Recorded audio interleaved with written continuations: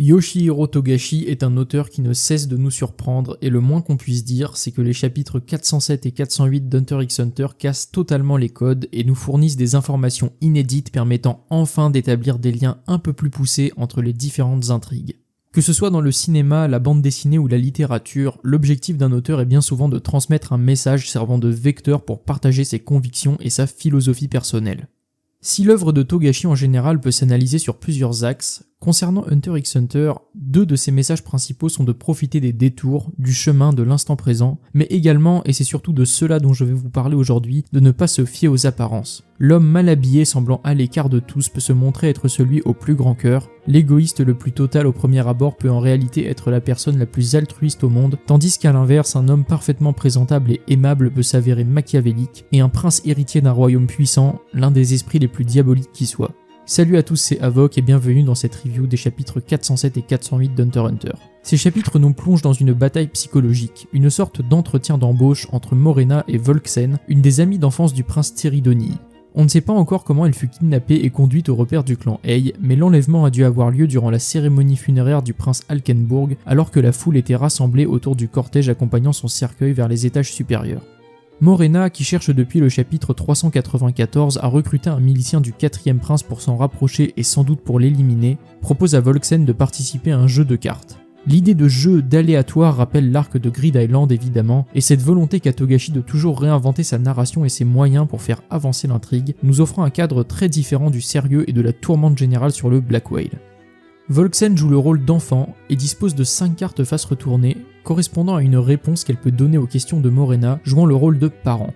Ces cartes sont oui, qui sous-entend de se soumettre à sa volonté, non, qui permet de refuser catégoriquement mais conduit sans doute à un destin tragique, le Joker qui permet au choix de répondre oui ou non mais qu'on peut voir comme un piège obligeant à répondre oui, le X, la meilleure carte, permettant de mettre fin au jeu, et une dernière carte, retour, permettant d'en récupérer une autre déjà utilisée.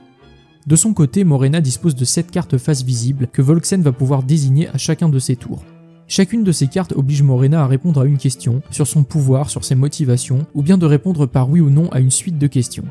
Elle possède également une carte deal symbolisée par un dé qui permet à Volksen, en échange de ce que Morena appelle une petite faveur, de récupérer une carte du cimetière.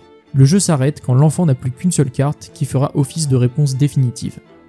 Les règles du jeu sont importantes et elles sont expliquées longuement dans le chapitre, mais l'essentiel est que Volksen comprend rapidement que même si la démarche de Morena semble sincère et dépourvue de triche, le jeu lui-même est comme un piège se renfermant petit à petit sur elle, l'obligeant in fine à la rejoindre, à répondre par l'affirmative. Elle doit à tout prix éviter de finir le jeu avec la carte non et a tout intérêt à tenter de conserver le X pour la fin. Le jeu lui-même pourrait être un pouvoir de naine mis en place par un des membres du clan Ei. Autour de la table, on peut voir 5 membres, 4 sont nommés et ont déjà été aperçus durant les chapitres précédents, tandis que le prénom de la jeune femme aux cheveux noirs et blancs ne nous est pas encore connu.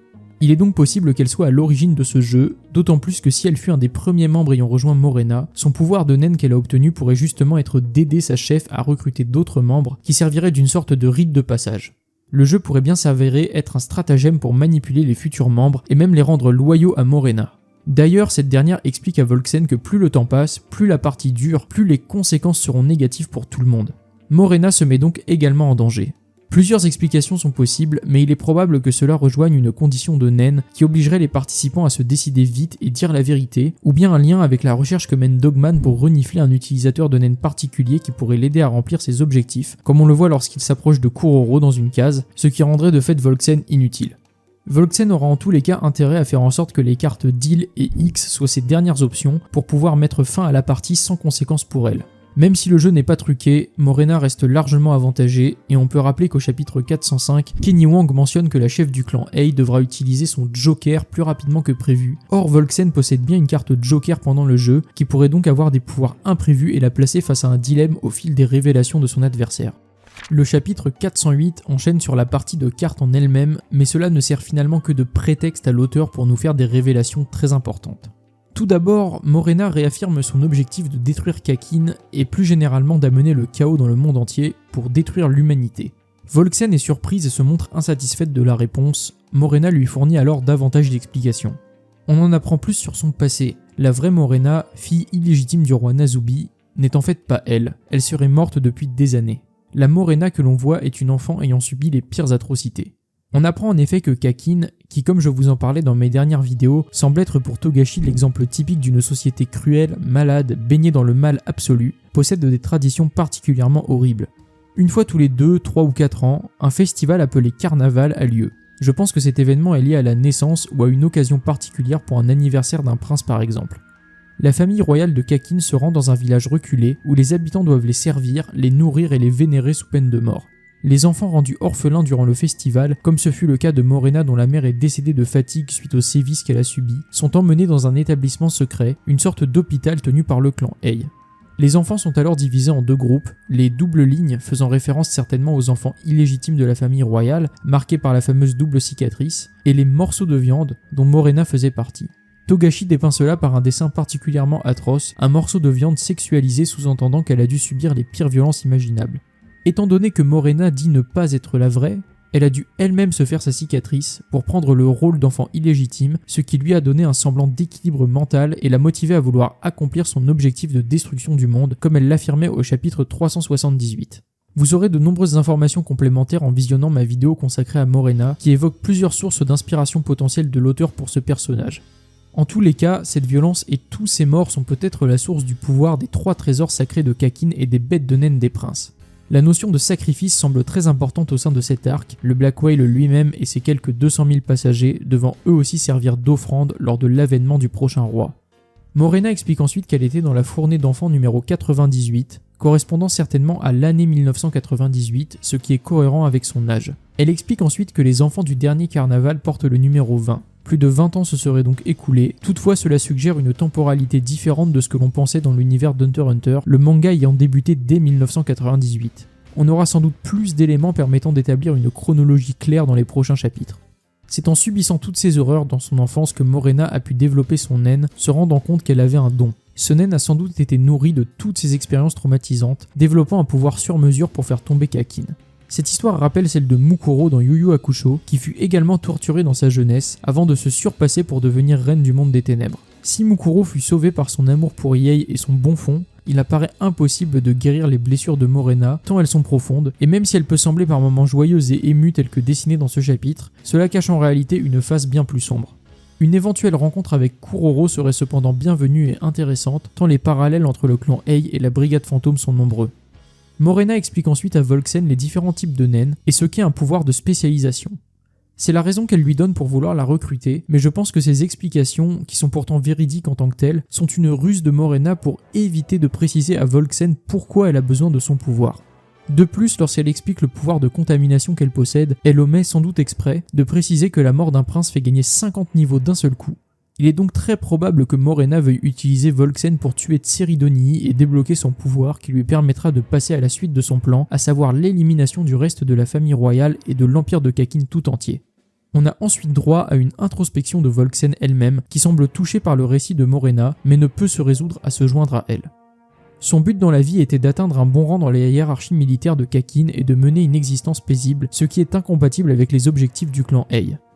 On apprend à ce moment précis dans un paragraphe de texte quelque chose d'apparemment anodin mais qui sera à mon sens extrêmement important dans la théorie que je vous présenterai ensuite. Kakin serait un empire très en retard sur les droits humains mais très avancé du point de vue des technologies de l'information et de l'ingénierie spatiale. Le jeu de cartes continue et Volksen va devoir faire de son mieux pour gagner du temps et plus important encore, ne pas avoir joué la carte non en dernier. Sa stratégie sera sans doute de conserver le X pour le dernier tour ou de faire appel à la carte deal de Morena qui sera peut-être même la dernière à être jouée dans cette partie. Soudainement, une alarme générale retentit, le chapitre se terminant sur l'annonce du décret de la loi martiale sur le Black Whale, mettant en place une chronologie parallèle. Il s'est passé quelque chose de grave lors de la cérémonie funéraire du 9e prince, suffisamment en tout cas pour que Benjamin, ou peut-être même Alkenburg dans le corps de Benjamin, décrète cette fameuse loi martiale qui mènera le Black Whale vers davantage de morts, de combats et de chaos, quel que soit le côté considéré. N'oublions pas également qu'entre-temps, Finks et Phaeton se rapprochent du repère de Morena, risquant d'interrompre la partie de cartes à tout moment. Un chapitre 408 extrêmement dense donc, encore plus quand je vais vous expliquer l'analyse que j'en ai et les théories associées. Depuis plusieurs chapitres, je me penche sur les liens entre les différentes parties impliquées dans cet arc, et ma conclusion globale est simple. L'empire de Kakin est lié d'une façon ou d'une autre au malheur de tous les protagonistes sur le Black Whale. Togashi utilisera cet arc pour fournir un dénouement à de multiples intrigues. J'en parlerai plus en détail dans une vidéo dédiée, mais j'aimerais ici me focaliser sur la notion de carnaval évoquée par Morena et les liens que ceci a avec la brigade fantôme et le massacre du clan Kuruta. Si vous avez regardé la review d'Henrik21, vous savez de quoi je vais parler, sinon n'hésitez pas à aller la voir, mais je vais tout de même apporter ma propre analyse à toute cette situation. Le massacre du clan Kuruta a ironiquement donné une quête, un sens à la vie de Kurapika, qui a fait un serment de Nen spécifiquement pour se donner un pouvoir contre la brigade fantôme, qu'il pense en être les commanditaires. La tragédie serait donc totale pour lui s'il s'avérait que la brigade fantôme n'est pas le véritable coupable de ce massacre. Si un banquet est organisé pour chacun des princes, il est possible que ces derniers y participent eux-mêmes. Cela rend tout de suite l'histoire des personnages comme Camilla plus inquiétante, elle qui fut liée à la caste des intouchables par le passé, dont beaucoup d'enfants lui ont prêté serment. Le département de la justice dispose sans doute de nombreuses informations compromettantes à ce sujet. La théorie que je vous propose est donc que, à l'occasion du banquet organisé pour le prince Tiridonii, qui devait déjà être largement adolescent et donc perverti par ses idéologies macabres à l'époque du massacre du clan Kuruta, celui-ci ait jeté son dévolu sur la tribu de Kurapika, voyant dans leurs yeux écarlates la promesse d'un trésor inestimable et d'une forme d'art inégalée face à la terreur.